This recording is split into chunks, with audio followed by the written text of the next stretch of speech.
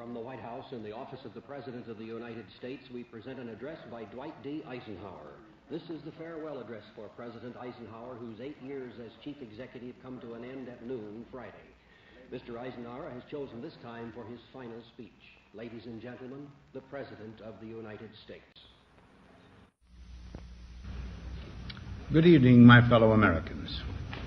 First, I should like to express my gratitude to the radio and television networks for the opportunities they have given me over the years to bring reports and messages to our nation. My special thanks go to them for the opportunity of addressing you this evening. 3 days from now, after half a century in the service of our country, I shall lay down the responsibilities of office as, in traditional and solemn ceremony, the authority of the presidency is vested in my successor. This evening, I come to you with a message of leave-taking and farewell, and to share a few final thoughts with you, my countrymen. Like every other citizen, I wish the new president and all who will labor with him Godspeed. I pray that the coming years will be blessed with peace and prosperity for all. Our people expect their president and the Congress to find essential agreement on issues of great moment, the wise resolution of which will better shape the future of the nation. My own relations with the Congress, which began on a remote and tenuous basis when, long ago, a member of the Senate appointed me to West Point, have since ranged to the intimate during the war and immediate post-war period, and finally to the mutually interdependent during these past 8 years. In this final relationship, the Congress and the administration have, on most vital issues, cooperated well to serve the nation good rather than mere partisanship, and so have assured that the business of the nation should go forward. So my official relationship with the Congress ends in a feeling, on my part, of gratitude that we have been able to do so much together. We now stand 10 years past the midpoint of a century that has witnessed 4 major wars among great nations. 3 of these involved our own country. Despite these holocausts, America is today the strongest, the most influential, and most productive nation in the world. Understandably proud of this preeminence, we yet realize that America's leadership and prestige depend not merely upon our unmatched material progress, riches, and military strength, but on how we use our power in the interest of world peace and human betterment.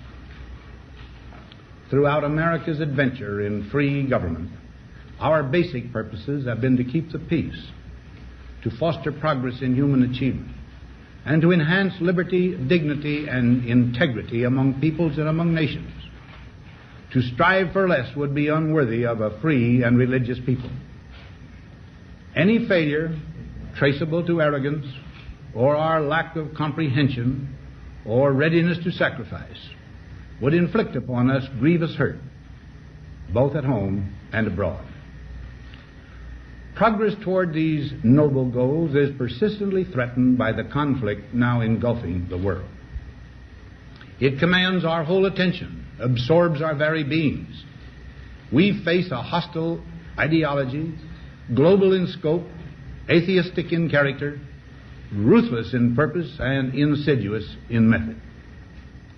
Unhappily, the danger it poses promises to be of indefinite duration. To meet it successfully, there is call for not so much the emotional and transitory sacrifices of crisis, but rather those which enable us to carry forward steadily, surely, and without complaint, the burdens of a prolonged and complex struggle with liberty the stake. Only thus shall we remain, despite every provocation, on our charted course toward permanent peace and human betterment. Crises there will continue to be. In meeting them, whether foreign or domestic, great or small, there is a recurring temptation to feel that some spectacular and costly action could become the miraculous solution to all current difficulties.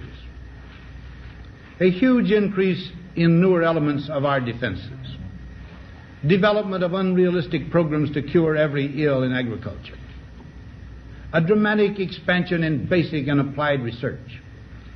These and many other possibilities, each possibly promising in itself, may be suggested as the only way to the road we wish to travel. But each proposal must be weighed in the light of a broader consideration, the need to maintain balance in and among national programs. Balance between the private and the public economy. Balance between the cost and hoped-for advantages. Balance between the clearly necessary and the comfortably desirable. Balance between our essential requirements as a nation and the duties imposed by the nation upon the individual. Balance between actions of the moment and the national welfare of the future. Good judgment seeks balance in progress. Lack of it eventually finds imbalance and frustration. The record of many decades stands as proof that our people and their government have, in the main, understood these truths and have responded to them well in the face of threat and stress. But threats, new in kind or degree, constantly arise. Of these I mention two only. A vital element in keeping the peace is our military establishment.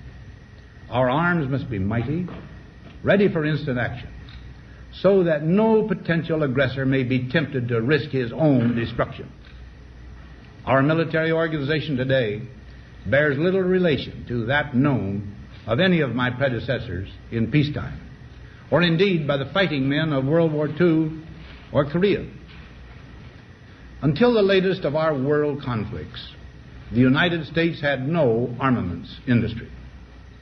American makers of plowshares could, with time and as required, make swords as well.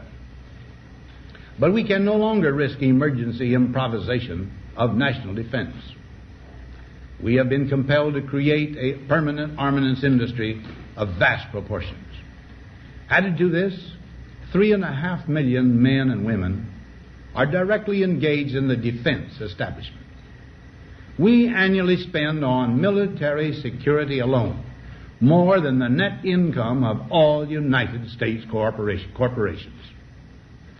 Now, this conjunction of an immense military establishment and a large arms industry is new in the American experience. The total influence, economic, political, even spiritual, is felt in every city, every state house, every office of the federal government.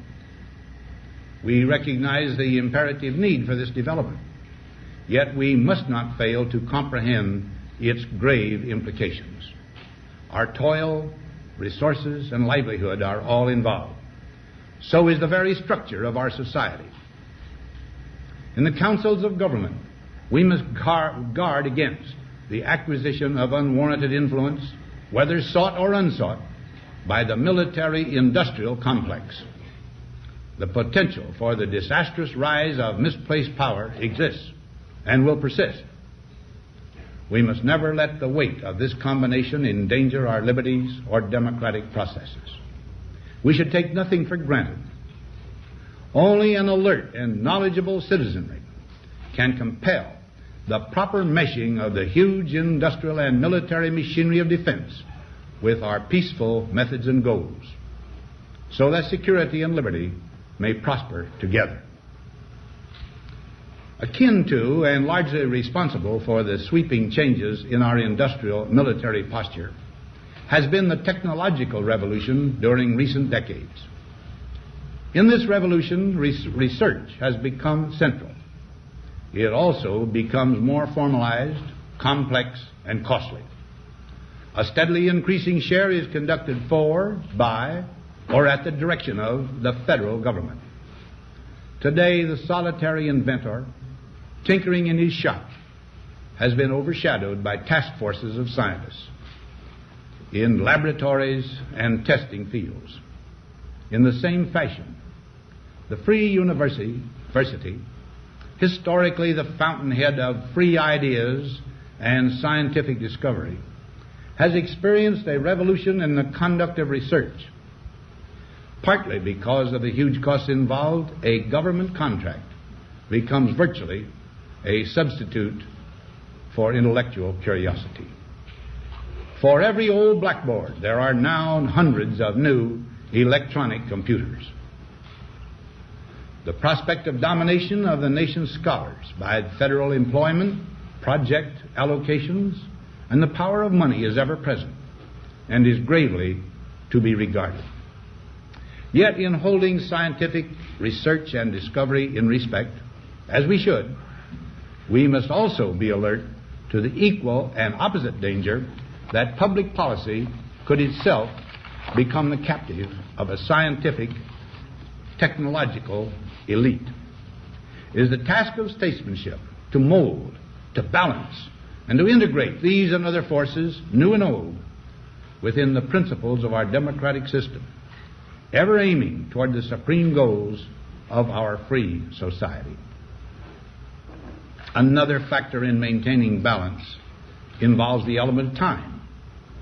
As we peer into society's future, we, you and I, and our government must avoid the impulse to live only for today, plundering for our own ease and convenience the precious resources of tomorrow. We cannot mortgage the material assets of our grandchildren without risking the loss also of their political and spiritual heritage.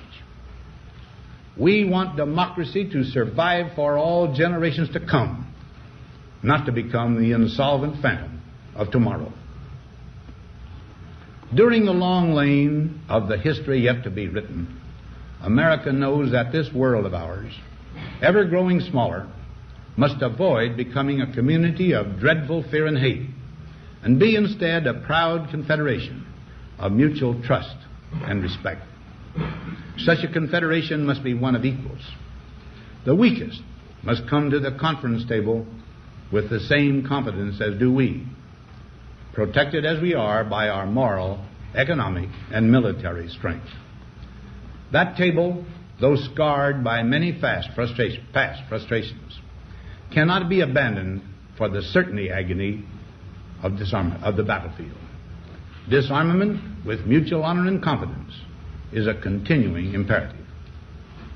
Together we must learn how to compose differences, not with arms, but with intellect and decent purpose. Because this need is so sharp and apparent, I confess that I lay down my official responsibilities in this field with a definite sense of disappointment. As one who has witnessed the horror and the lingering sadness of war, as one who knows that another war could utterly destroy this civilization which has been so slowly and painfully built over thousands of years, I wish I could say tonight that a lasting peace is in sight. Happily, I can say that war has been avoided. Steady progress toward our ultimate goal has been made, but so much remains to be done. As a private citizen, I shall never cease to do what little I can to help the world advance along that road. So in this, my last good night to you as your president, I thank you for the many opportunities you have given me for public service in war and in peace. I trust in that service, you find some things worthy. As for the rest of it, I know you will find ways to improve performance in the future. You and I, my fellow citizens, need to be strong in our faith that all nations under God will reach the goal of peace with justice. May we be ever unswerving in devotion to principle, confident but humble with power, diligent in pursuit of the nation's great goals.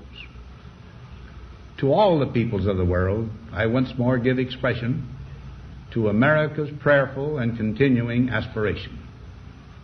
We pray that peoples of all faiths, all races, all nations may have their great human needs satisfied, that those now denied opportunity shall come to enjoy it to the full, that all who yearn for freedom may experience its spiritual blessings. Those who have freedom will understand also its heavy responsibility, that all who are insensitive to the needs of others will learn charity, and that the sources, scourges of poverty, disease, and ignorance will be made disappear from the earth, and that in the goodness of time all peoples will come to live together in a peace guaranteed by the binding force of mutual respect and love. Now, on Friday noon, I am to become a private citizen. I am proud to do so. I look forward to it. Thank you, and good night.